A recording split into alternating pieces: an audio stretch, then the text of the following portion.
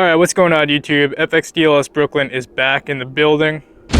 And that probably feels like the most authentic back in the building we've had in a while, because it's been over 5 months, and yesterday was actually the first time that I was able to throw a leg over my Dyna again and get my first ride in after my motorcycle accident. Those of you who have been following me, you know, I was involved in a very severe motorcycle accident back in the fall. What had happened is I was stopped at a light on my FXR, and I was both hit and run over by an SUV, again, while stopped at a red light.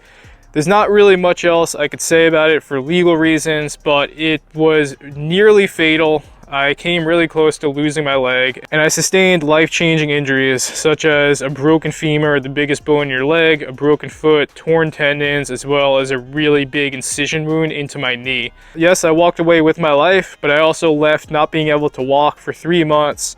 And again, sustaining life-changing injuries. So anyone who's been in a severe motorcycle wreck like that knows that you lose a lot. You know, I lost a lot in the fall. I lost opportunities in my career, right? Physically, there's physical loss that I'm never gonna get back. There's things that I'm passionate about, such as jiu-jitsu, CrossFit, powerlifting, that I'm never gonna be able to do again to the same level. I've lost a lot, right? So, yeah.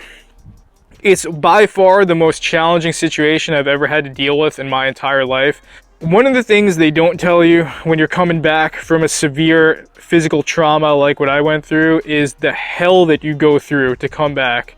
So physical therapy was great, right? But it was absolute hell. Every day of doing that was pain. I went through absolute pain just to be able to bend my knee an extra 1 degree. I came in there only being able to bend my leg 15 degrees, that was it. And I needed to get to 120. So I would go into that place every day just going through absolute hell just for 1 degree more of a bend. And the carrot on the stick that was keeping me going the whole time was obviously to be able to walk again, because I was having to relearn how to walk, but also my goal to be able to hop back on my Dyna and take part in the riding season of 2023. That was my goal, and that was one of the things that was keeping me forging forward. Besides the obvious things like getting back to my life, getting back to my career, getting back to my family, all that stuff. But again, the carrot on the stick was being able to throw a leg over this Dyna. And yesterday, coincidentally enough, Easter Sunday, I know it's very ironic, right? A day that's about the theme of coming back from the dead, FXDLS Brooklyn did come back from the dead, and I was finally able to throw a leg over this bike again and take my first ride in over 5 months.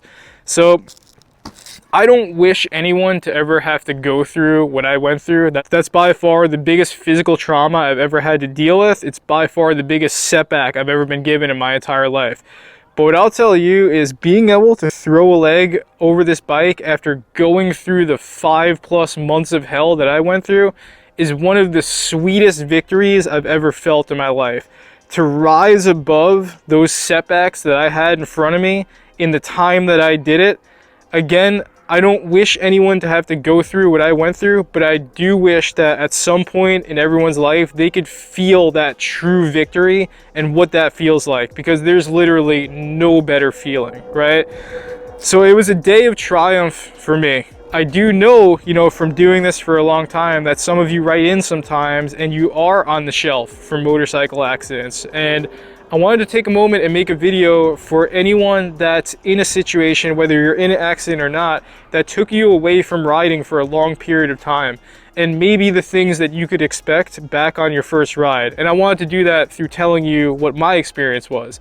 Obviously, it might not be your experience, right? But I thought it might be valuable to share what my first ride was like. One of the best pieces of advice that I was given was actually given to me from my dad, who's come back from multiple severe injuries to come back to riding again at different points in his life. And he told me that if I felt even 1 ounce of reservation, to hang up the keys, park the bike, and that's it, leave it alone.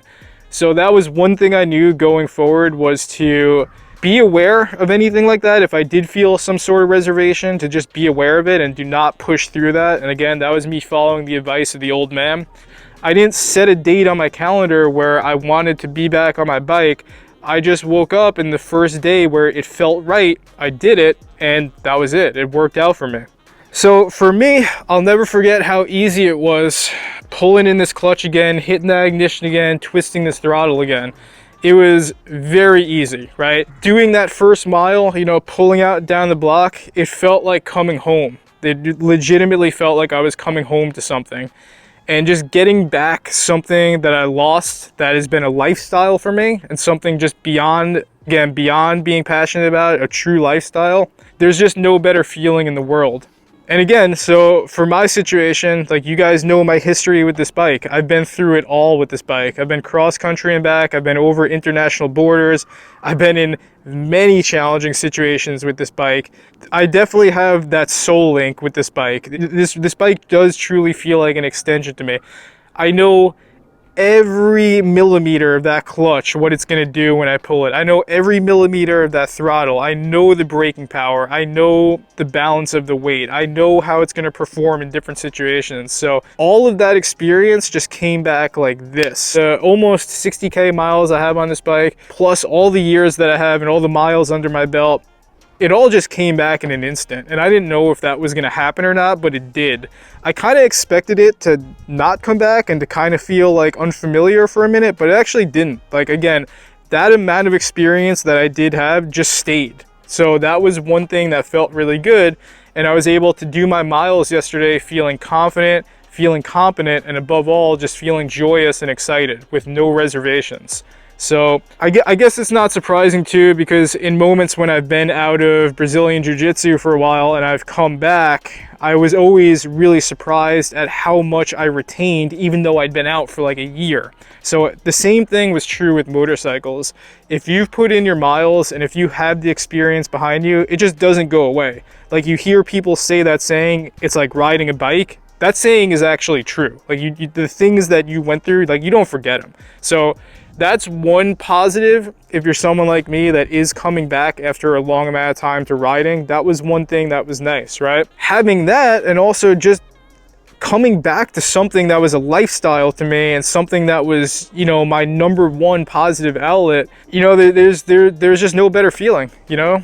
So the plan that I set ahead was to do a small ride. You know, I knew I wanted to do something smaller, and I wanted to stick to the rivers and lakes that I was used to. So I did a ride that you all have seen me do many times. I rode on down to the South Shore, parked it at the Pencil for a minute, took in the breeze, took in the muscle cars passing by, just hung out with the bike, marveled at how far this bike has come in the span of 7 years from when I first brought it to that same spot when it was new.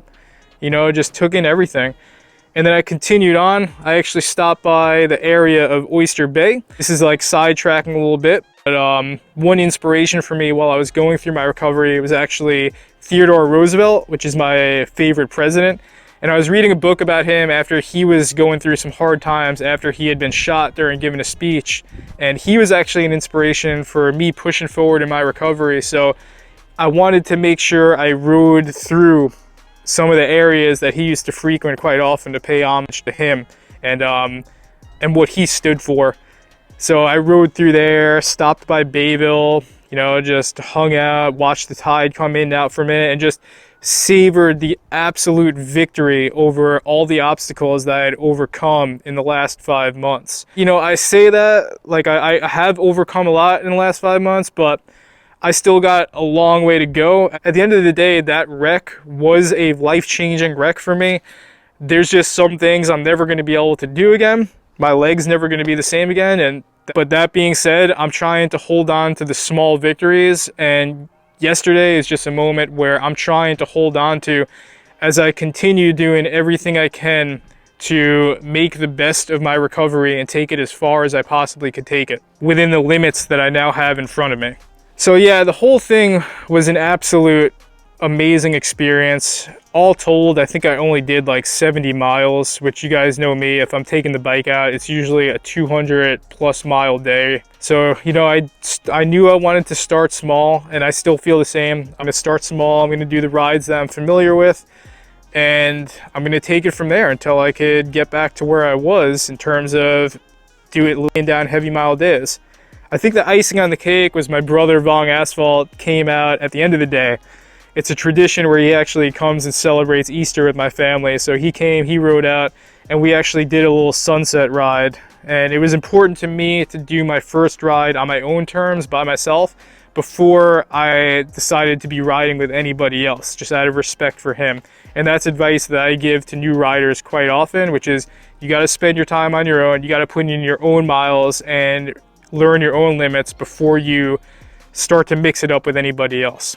But again, my situation is a little bit different because I am a very experienced rider at this point, given the amount of miles that I have. But there's always room for improvement. So I wanted to come back small and come back right. So yeah, him and I rode into the sunset, and that was just the icing on the cake to an already perfect day. So if you're someone that is coming back to riding again, whether you did have a serious traumatic injury like I had, or life just caused you to not ride for a while, I thought my story might be valuable of what you could expect, right?